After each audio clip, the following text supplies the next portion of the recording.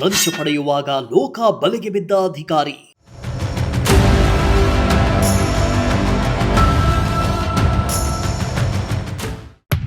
Red hand ಆಗಿ ಸಿಕ್ಕಿ ಬೀಳ್ತಿದ್ದಂತೆ ಅಧಿಕಾರಿ ಆರೋಗ್ಯ ಏರುಪೇರು.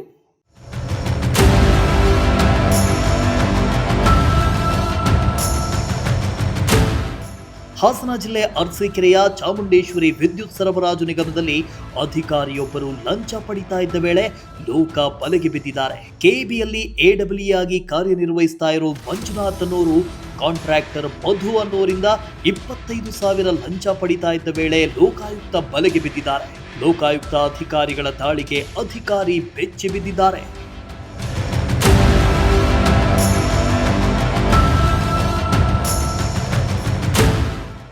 ಇನ್ನು ಲೋಕಾಯುಕ್ತ ಅಧಿಕಾರಿಗಳು ದಾಳಿ ಮಾಡ್ತಾ ಇದ್ದಂತೆ ಅಧಿಕಾರಿ ಮಂಜುನಾಥ್ ಅವರ ಆರೋಗ್ಯದಲ್ಲಿ ಏರುಪೇರಾಗಿದೆ.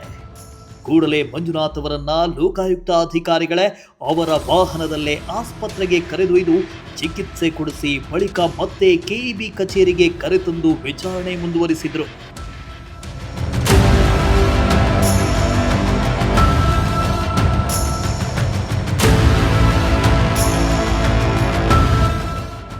ಎಡಬ್ಲ್ಯೂ ಮಂಜುನಾಥ್ ಕಚೇರಿಯಲ್ಲಿ ಕಡತಗಳನ್ನು ಹಾಗೂ ಕಂಪ್ಯೂಟರ್ಗಳನ್ನು ಪರಿಶೀಲನೆ ನಡೆಸಿದ್ದು, ಲಂಚ ಪಡೆದ ಅಧಿಕಾರಿ ವಿರುದ್ಧ ಮುಂದಿನ ಕ್ರಮಕ್ಕೆ ಲೋಕಾಯುಕ್ತ ಅಧಿಕಾರಿಗಳು ಮುಂದಾಗಿದ್ದಾರೆ.